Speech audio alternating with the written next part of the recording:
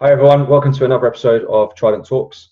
I'm Josh Keeley, the Recruitment Director here at Trident, and I'm very pleased to say we are joined today by someone I know very well, and someone who's very well respected in the TI world, who's very, who I hate me saying that because he's very humble. Rob Dartnall at Security Alliance, welcome. Yes, Josh. No one's ever used the word humble when describing me. Well done. How are you? Unfortunately, we know each other very well. Yeah, I'm good. You? Yeah, I'm very well, thank you. I'm good. For those that don't know you, there aren't many, clearly. Who are you? What's your background? How did you get into threat intel? Okay. So, as you said, Rob Dartnall. So, I am the head of intelligence for Security Alliance. That's the bit that everyone publicly knows. The bit that I tend not to talk so much about is that I'm the CEO of Security Alliance as well.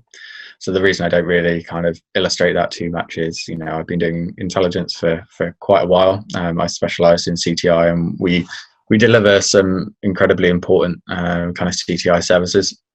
So I want people to know when I walk into the room that I'm the CTI guy rather than the businessman, if you like. Yeah. The CEO bit is at the weekend.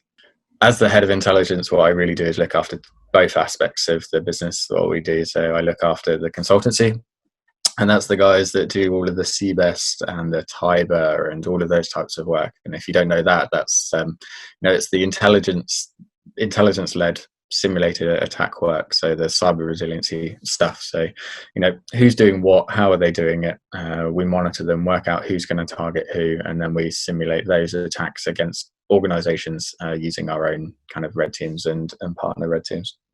And then I also look after the other side of the business, and that's Threat Match. So that's our intelligence platform, which is predominantly a not very well known, quite well hidden intelligence sharing community for different countries, different sectors and continents for sharing live, ongoing threat intelligence amongst very close groups of individuals. So I look after both of those points. You mentioned the CREST bit. So I sit on the CREST board. I was initially co-opted onto the CREST board just to bring some of my CTI experience into play on the board. Before then, I was also a CREST assessor. Initially just assessing the CTIMs, so the CREST Threat Intelligence Manager and the Analyst exams. And then about last year, a handful of us rewrote those exams as well. So I do that work. And then finally, I sit as the vice chair to CTIPS. So CTIPS is the Threat Intelligence Professionals community that sits below CREST. So that's all of those intelligence providers that are the likes of CBEST and STAR certified organizations, which is mostly about how do we drive kind of communication in the industry, how do we make the industry better, how do we support people working in the industry, giving them more training and opportunities. I have a few other stuff as well, a couple of intelligence advisory roles, but they're less. Busy man. Yeah, but so are you. Yeah. So I'm trying to put myself now in shoes of a threat analyst or someone that's an aspiring threat intelligence analyst, right? We know there's different types of employer within the community. So you've got consultancies, you've got vendors, and you've got your kind of end user customer side organizations. Why would I look at doing a CREST exam, particularly obviously threat intel? I suppose does that give you direct sort of access into CTIPS? Yeah, absolutely it does. There are different levels as well, are there? I know you mentioned CTIM. Yeah, absolutely. So we try and create a career pathway, if you like. So you've got those entry-level practitioner exams, and then you've got your registered exams, so registered analysts, and then you've got your certification levels, so that's your manager exam. And the manager exam, for instance, that's not the sort of thing that it's written in such a way, it's not like you can just learn it. It's not a tick box exercise. There's lots of long form questions and scenario based questions. So if you're not writing it in the sort of way where we can see that you actually clearly know what you're talking about, you're not going to pass it. And unless you've got a few years experience, unless you're working in those regulated environments and those sort of engagements, or in organizations that do that sort of work, you're going to struggle to get through it. Why do you want a CREST exam? That's a really good question. Really, really important question. Obviously, it gives you access to the community. There's a lot of us, and there's some closed group communications, some conferences that we do. You get all the support from CTIPS, you get the support from CREST, from the community. You'll see your salary go up. Those regulated frameworks insist on regulated certified individuals, right? And people want those certified individuals on their companies so they can deliver those services. And there's not very many, or there's not enough for the market. So salaries, and I can tell you this as a CEO that has to pay those salaries, are pretty big. So getting that certification is really important. There is an exam as well for people who don't have industry experience as well, right? Who are looking to break into it, the practitioner, just to demonstrate that you theoretically understand the knowledge, and then also one up, which is the registered. Yeah, exactly. Just getting that practitioner one is a really good step. CREST has made it super cheap. It's like £200, I think, something like that, possibly even less. You've demonstrated your ability to pass it. I wasn't plugging away then. Yeah, I love the fact that as a recruiter, you really wanted to dive into the industry and understand it and stuff, and the fact that you've passed it as well, that's amazing. That's fantastic. Easy. The audience, if Josh can pass it, right, then exactly. I've opened the door for many people. That's a very good point. No, I think it's super important that we have to understand what we do, obviously, and be able to dive a little bit deeper than just ask questions off a job description that you as a chief exec would write, or your HR team will help you. Okay, so moving on then. The final piece I wanted to really dig deep on, which was cyber threat intelligence, like now, and then cyber threat intelligence in 18 months, CTI in 3 years. Obviously, it's a tough question. It's a real broad spectrum, but you clearly don't think so. What does it look like to you? What will it be? Will you evolve as a company, or different services and offerings, or do you think more regulated industries and things? What do you think? Okay, so there's different ways of answering it. I can answer it as an analyst, as a CEO, or as a marketing person, right? We know what the marketeer will say. We don't need any more of that. What we really need to know is just the word that you used, Josh, right? Intelligence, right? Intelligence is the bit that says the so what. It's the bit that says this is what it means to you as an organization, or to us as an organization. These are the potential impacts. This is what it's going to mean in the future. If we're moving into a new area, creating a new product, this is the threat that we're inheriting. That's what it's going to mean on kind of security operations, the potential controls that we're going to have in place. These are the future scenarios we're going to face based on that, right? That's intelligence, right? That is going to mean more of those things that we were just discussing, and that's certified, accredited individuals that do that analysis piece. And I'm not talking trend analysis, pattern analysis.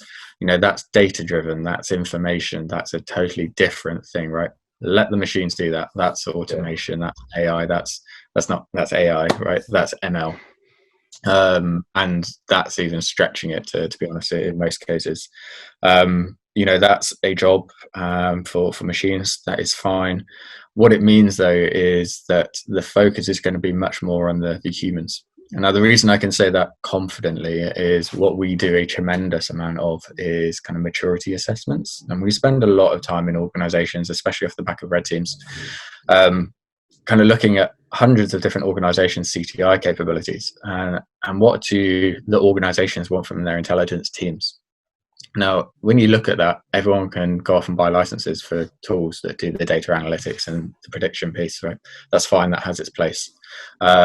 What they're looking mostly at the moment is, especially considering what's going on in terms of a 20% retraction in the economy, right? Budgets are going to be tight. The 12 plus team CTI analysts in big banks and organizations, it's not going to exist. And that's not because of AI and ML, that's just because of budget. So what they're going to want is team members that are cross-skilled. So they are people that can dive into the analysis to start to understand and use the tools and do some of that research themselves, so they can support security operations, but also can be that kind of operational level. This is probably what it means to us. And that strategic level, as in, boss, this is probably what's going to happen to the business based on this. This is what could happen, or I've seen in the company's predictions for the next 12 months, we're meant to be doing this, this, and this. From a cyber threat point of view, we've potentially got this issue to deal with. So they're looking for, we both come from military backgrounds, right, where the emphasis is you've got to be a great generalist first before you specialize.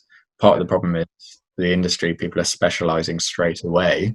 They're boxing themselves in and they're giving them fewer options moving forward. So, become generalists, know as much as you can before you specialize, so that if there are limited numbers of roles, you're not leaving yourself open. You're giving yourself plenty of options.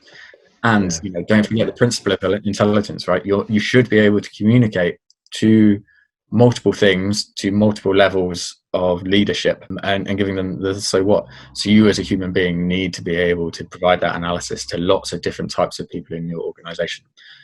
Machines can't do that. People can do that. Ultimately as well, if you go back to the big banks, and you've got a team of 12 analysts and they've all got their own specialist areas, so one might be human, one might be social media specialist, linguistics, etc. I suppose the smaller that team contracts, the more you're going to have to pick up other areas or skill sets of ex-colleagues, right? So if you already have that broad background to start with, happy days, you're going to be able to cover and you'll be more of a valued asset, especially to the so what question. Otherwise, it's just a lot of data and information. It's like if you don't present it and actually make it very specific to your organization, then they're like, well, how do I use this data, right? What's it good for us exactly? So yeah, exactly. Yeah. If you can't support the infrastructure and architecture teams on providing them the so what of what they're potentially doing, you can't support IR or forensics or hunting or general SecOps. You've got to be able to do that as well. If you can't then also talk to a board member or the regulator or everyone in the company from a security awareness point of view, CTI is an amazing job in the way that you get to talk to all of those things, support all of those things, and that's actually what a CTI analyst is. It's the intelligence piece of being able to communicate to all of those people. It's not the data piece. So what you're saying is that machines aren't going to take over threat intel. People will still be in jobs. I'll still be in a job, finding other people jobs. Depends how you define CTI, right? There is absolutely a place for cyber data or threat data. There's absolutely a place, a really, really undervalued and important place for threat information as well, because that's not being done. But you and I, we're talking about the intelligence piece, and that intelligence piece, AI is, a ton away from being able to go and interview lots of different people in the business and communicate. So what implication, horizon scanning, not going to happen. Agreed. Well, thank you very much for coming on to Trident Talks. I appreciate your insights and your advice, I suppose, to people about one, CREST, two, obviously your background. How do we get in touch if I'm a security or a threat intel analyst? You are hiring at the moment, or you're not hiring, or what's the plan? Yeah. We're always hiring. We're definitely looking at more senior analysts. Senior analysts who can really support juniors and to do some primary research and go and find some great stuff, some good consultants as well. We're always there. Always reach out. Happy to help with friendly advice. Don't forget CTIPS as well. If you don't want to reach out to me, then reach out to CTIPS, and there's an entire community there. We're soon going to be standing up different ways of communicating as well. So don't be afraid to do that. Thank you very much. Thanks, Rob. Josh. It's good to see you. It's been a pleasure. See you later. Bye.